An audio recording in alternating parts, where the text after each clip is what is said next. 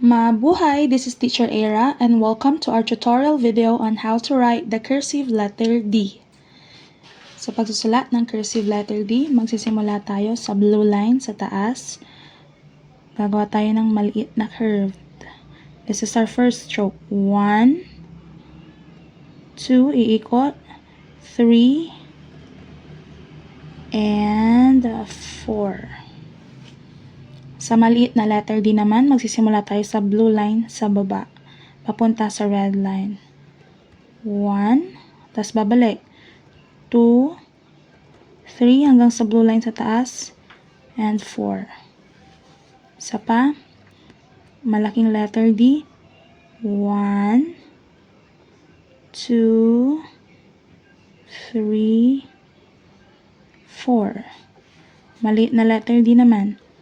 1, 2, 3, 4.